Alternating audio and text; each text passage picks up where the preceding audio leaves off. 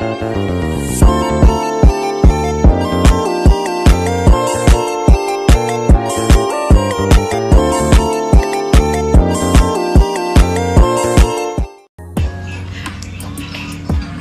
nama saya Kristanti Kristanova dengan NIM D1B1242244.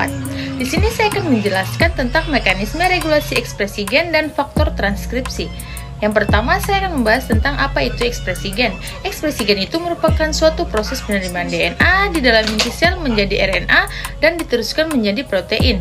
Ekspresi gen terdiri dari dua tahap, yaitu transkripsi dan translasi. Proses transkripsi dilakukan oleh RNA polimerase yang menggunakan DNA sebagai cetakan dan menghasilkan RNA.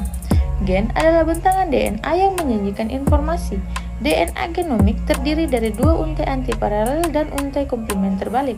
Masing-masing memiliki ujung 5 dan 3. Terkait dengan gen, kedua untaian tersebut dapat diberi label untai cetakan yang berfungsi sebagai cetakan biru untuk produksi transkrip RNA dan untai penyandi yang termaksud versi DNA dari sekuens transkrip.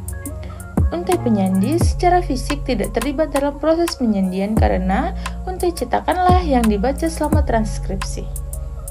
Yang selanjutnya, proses translasi. Proses translasi yaitu proses penerimaan kode genetik yang terkandung dalam molekul mRNA menjadi urutan asam amino yang membentuk suatu polipeptida atau protein.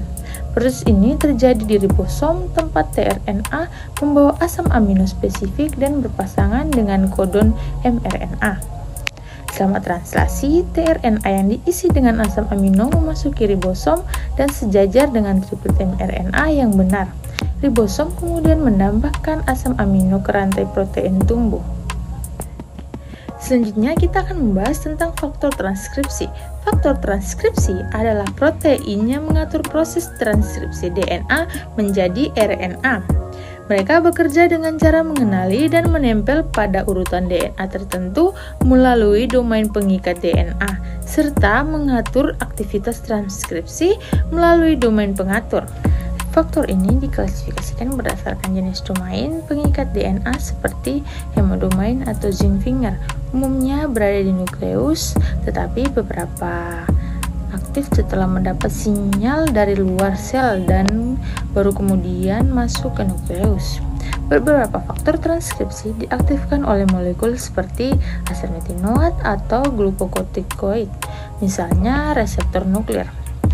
Mereka bisa mengaktifkan atau menghambat transkripsi, tergantung konteks dan interaksi dengan faktor lain. Faktor ini dapat mempercepat pembentukan kompleks transkripsi umum, membuka struktur kromatin dengan merekrut histon asetilase sehingga DNA mudah diakses.